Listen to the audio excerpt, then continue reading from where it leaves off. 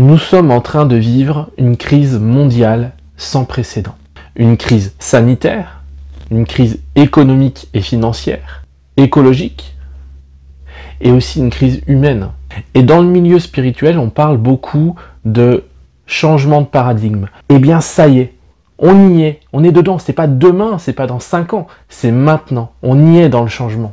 Peut-être qu'en ce moment, vous vous sentez pas très bien, vous êtes en stress, vous angoissez, vous paniquez peut-être par rapport à cette situation qui devient compliquée, qui est très anxiogène, il faut le dire.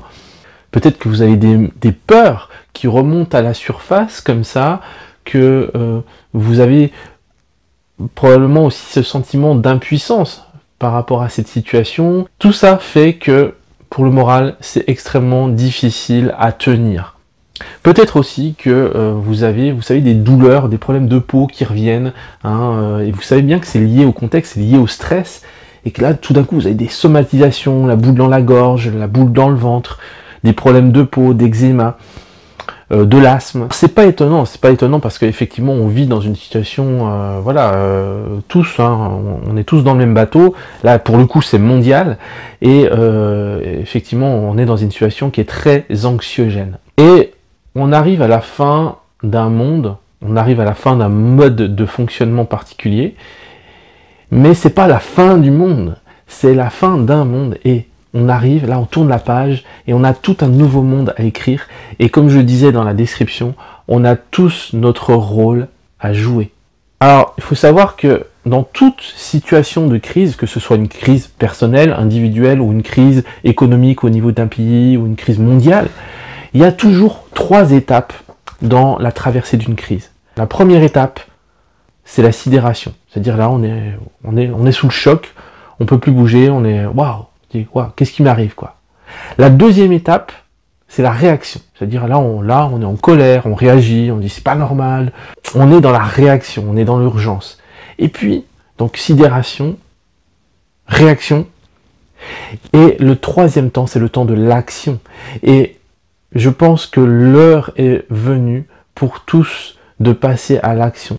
Et si vous vous sentez perdu, vous ne savez pas trop quoi faire, dites-vous bien que cette mauvaise passe, c'est le changement nécessaire, c'est la transition nécessaire pour laisser la place à un monde meilleur. Et ça, j'en suis convaincu. Et on a la chance, on est dans cette génération qui a la chance de vivre cette transition et d'être acteur de cette transition. Alors, qu'est-ce que vous allez faire? Est-ce que vous allez rester là, passif, sidéré, ou à réagir, ou est-ce que vous allez agir et créer vraiment le monde qu'on a envie de créer pour nous et pour nos enfants? Et vous savez, on a souvent entendu tu changeras pas le monde. Eh ben si, je pense que on peut changer le monde, mais tous ensemble au niveau individuel. Et ça passe pas par des grandes choses, ça passe pas par des choses énorme à faire, mais si chacun fait sa petite action à son niveau individuel, alors effectivement on peut changer le monde, et ça j'y crois, et j'en suis sûr. Alors comment changer le monde, chacun à son niveau individuel? On est dans une crise mondiale, qui va certainement durer encore quelques semaines, qui marque un temps d'arrêt, et je vous invite à profiter de ce temps d'arrêt pour vous poser des bonnes questions, pour vous poser des questions sur vous-même si vous n'êtes pas encore au clair là-dessus.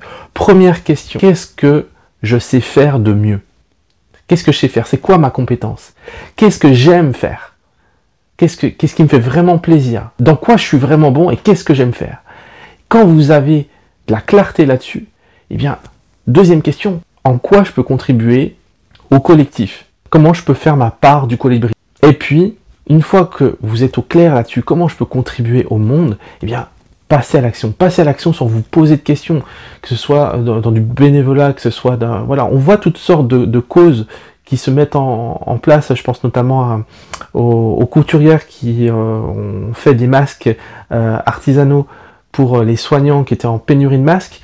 Bon, ça c'est une super initiative, gratuitement. Il y a plein d'initiatives qui se lèvent, et c'est ça le cadeau derrière la crise.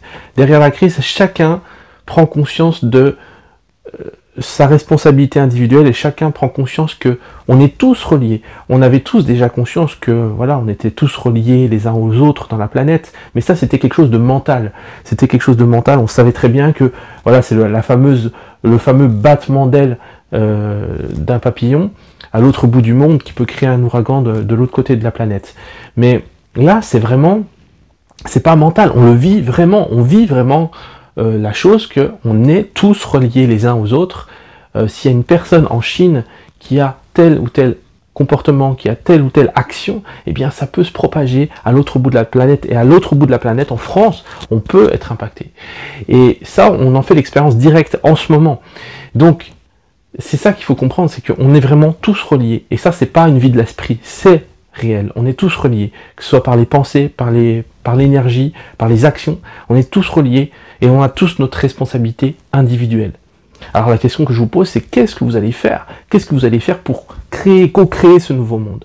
Le coronavirus, il a un facteur 3, je crois. C'est-à-dire qu'une personne va infecter 3 autres personnes en moyenne, et puis sur une de ces 3 autres personnes va à son tour infecter 3 personnes, puis 3 personnes, puis 3 personnes. Et c'est pour ça que la propagation du virus est si rapide et qu'elle est exponentielle. Eh bien moi je vous propose de faire ça à l'échelle humaine, de créer une chaîne positive, de créer une vague positive où si chacun prend la décision de poser des actions, de dire ok, qu'est-ce que je sais faire le mieux? Qu'est-ce que j'aime faire? Comment je peux contribuer au collectif à mon petit niveau individuel? Ça peut être dans n'importe quoi. Comment je peux contribuer et aider au moins 3 personnes? Eh bien, l'une de ces 3 personnes pourra à son tour continuer la chaîne, aider 3 personnes, aider 3 personnes, aider 3 personnes. Et c'est comme ça qu'on vaincra la maladie, et c'est comme ça qu'on changera littéralement le monde et qu'on créera tous ensemble un nouveau monde, un monde meilleur.